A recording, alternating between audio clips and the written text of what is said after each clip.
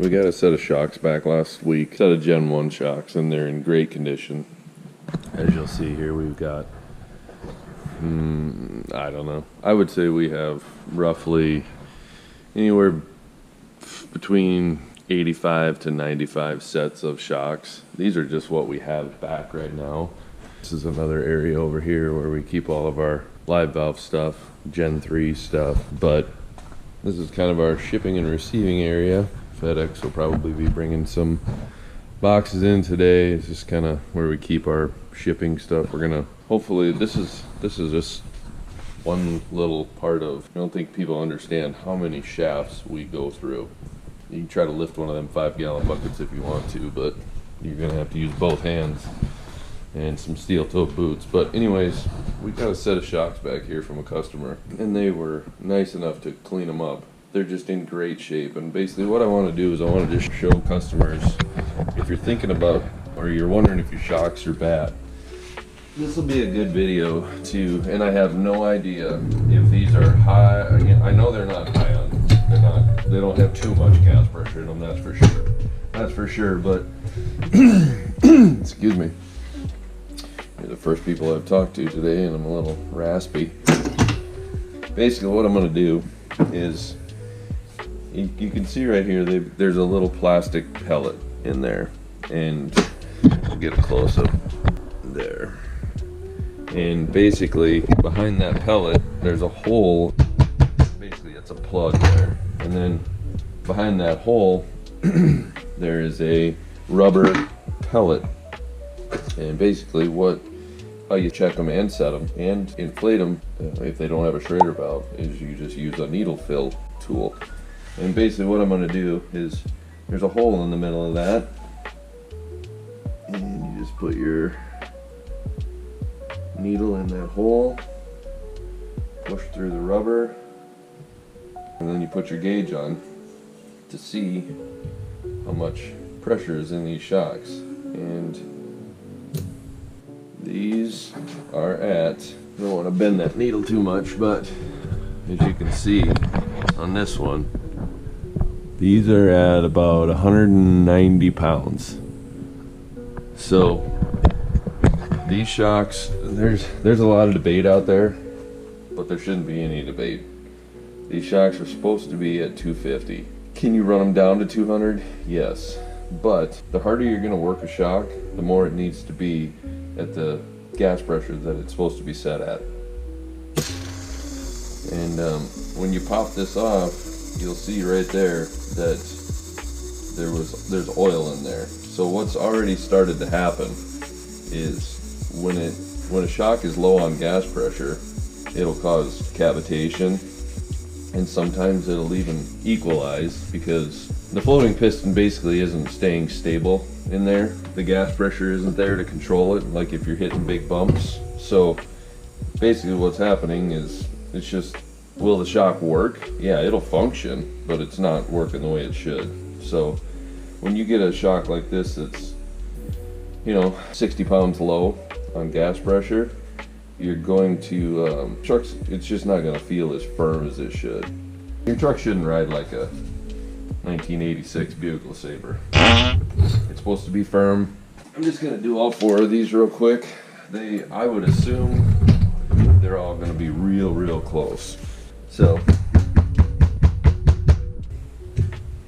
and you always want to make sure that if you have it hooked up like this, you're going to lose gas pressure right away. So this is a really nice fitting. But if I push this in first, it's just easier to put the needle in there first by itself than to try to maneuver that whole apparatus and bend the needle. So it just traps it in there when you take it off. So we're going to put this one on here. I don't know if you'll be able to hear it or not, but hopefully you can see that needle going up.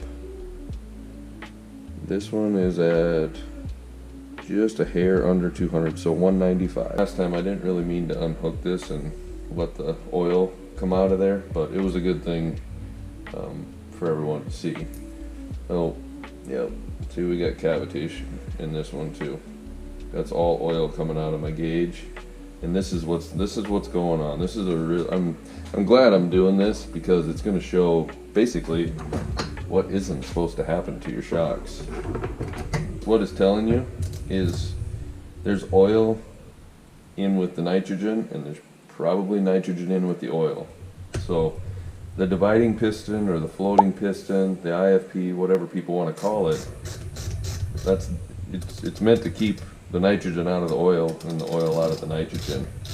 And so what's going to happen here, you're going to start to see, hopefully, there. See that? That oil is not supposed to be in there. So by the gas pressure being low in these, it's basically equalized the shock. If I take the bleed screws loose up here, there's a good chance that there's going to be nitrogen on the oil side of these, and like I said, there isn't supposed to be. So I'm just going to clean this bleed screw out here real quick and see how much oil has come out of there. All that, basically what that means is there is not enough oil. If you look at this, the floating piston is probably about right here. This is all supposed to be oil. So with some of that oil getting on this side, this is where the nitrogen chamber is, there's not enough oil up here. So sometimes what it's going to do, it's going to move that floating piston up, and there's a retaining ring in here, and a lot of times you'll hear a clunking on rebound when you're not going to hear it on compression, because on compression it's going to push the floating piston down, and it's probably not going to go all the way down. If that's the case, you get some real problems. But on rebound is when the truck is coming up out of a bump, that if the oil is low up here, the floating piston is going to move towards the retaining ring side, and that's where you hear your clunking, because it goes up here and it hits the retaining ring and stops, and you hear a clunk. Grab my Allen wrench here, and I'm just gonna, hopefully this breaks loose without any problem, but I'm just gonna take this off, and we'll see. Sometimes yep, there you go. That's all nitrogen that's supposed to be down here. It's up here.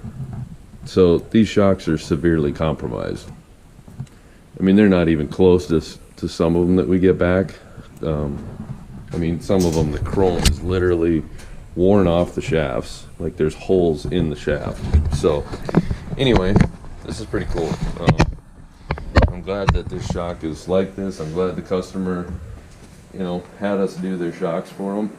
And they told us, this customer was like, oh my God, it rides like, they all say the same thing. It rides like brand new. Or when they buy the truck, a lot of times they'll buy a truck and the shocks need to be rebuilt when they bought it. I'm just blowing the oil out of my inflation tool here. That's nasty. It's just crazy how much people don't realize. Ugh. And it doesn't smell good either, but whatever. Part of the job. People just don't realize how compromised their shocks are. They're so excited to buy a Raptor, and the shocks need to be rebuilt when they bought it, and then so they're not even paying attention to it. And then about a month later, the newness of the Raptor relationship, the newness of it is worn off, and they're like, they hit bumps and they're like, oh my God, this thing rides like crap. This is one of my favorites. Oh shoot, I can't. A lot of times these pellets fly out of there, hit the ceiling. Anyways, just gonna hook this back up. It's a little bit easier to do. I can control this a little bit better from the top than I can coming in from the side, so hopefully you'll be able to see it. But I'm just going to go down in through that hole again, and this is a rear shock, and this one's at 195. So again, if you were just driving this on the smoothest road in the world, it wouldn't be as big a deal as if you're on a on a bad road. Because like I said, the harder the shock has to work, the more the gas pressure needs to be set at what it's supposed to be set at, which is 250 psi. So I'm going to take, all you're hearing is the nitrogen coming out of here that we took out of there to fill the gauge. So 195 seems to be the number on these. And like I said, that's not, it's not great, but it could be a lot worse. And these shocks are in phenomenal. This is an A+ set of shocks, in my opinion. Now, get the pellet out of there, gauge back in there. We'll do this last one, and then, uh-oh, now we got a problem. We got one shock here. 45 pounds of gas pressure. So this is why you get your shocks rebuilt right here. To be honest with you, this isn't what I wanted to happen, but I'm glad it happened while I'm doing this. You guys saw me take the pellets out. This isn't a fabricated story. I'm doing this to educate people. This is the problem with not having a schrader valve. You know, but like right here, this is one. You got there's huge problems there. You should not even. I weigh like 215 pounds, and when the shock is built properly, I can barely move it. I'm moving this with one hand. So this is one.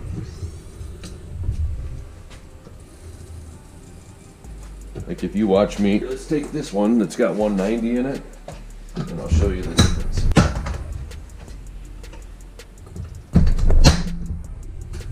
This is the one that we just checked that had 190.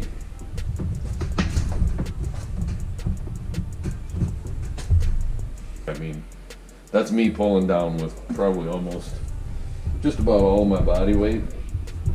I can't even tell if it's moving. Oh, it's just barely moving. There. Basically what it does is it hits the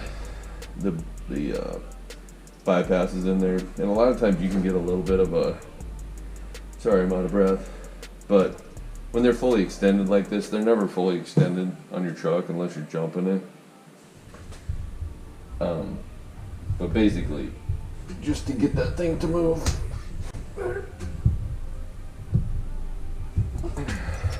Anyways, so that's a good explanation. Just between 45 pounds of gas pressure and 195, and they're both low. But when they get that low, if I can do that with one arm, can you imagine how that's gonna ride on your truck? And this is what I wanted to show everyone. This is the schematic from the engineers at Fox. Basically what that says is 250 pounds of gas pressure, plus or minus 10 pounds. So these are supposed to be set at 250. Here's the rear, and I also circled that one as well, and that is 250 psi plus or minus 10 pounds, just like the other one. This is why you need your shocks rebuilt. They look great. If you're gonna look underneath your truck and see those and be like, oh, they're not leaking, everything must be good. Wrong. That's not good. That's why they need to have schrader valves in them, so you can check the gas pressure, and if they're low, you can put it back in. Anyways, thank you, and again, if you need anything, shock rebuilding or anything, we do it all. Fox, King, Penske, Bilstein. This is our shop. We got our drive-on lift here. Back there you can see another division of all those Bilsteins back there. We're just kind of cleaning up our racing stuff back here in the corner. We've kind of outgrown this, but with getting rid of the racing stuff, we're gonna have a little bit more room. So anyways, I better get back to work, and if anybody has any questions, just check us out, shocksbyhammer.com. My email is shocksbyhammer@gmail.com. Our number is 605-354-2126. We do shock exchanges. You can send your shocks in to have them rebuilt, whatever you want to do. Most people do the exchange just because obviously the convenience of not having your truck sit there for a week or two while they ship back and forth, and you won't be able to drive it for just a couple hours while they rebuild it. This is our facility, our building. Yeah, that's basically what it is. Shocks by Hammer. Need anything, give us a call.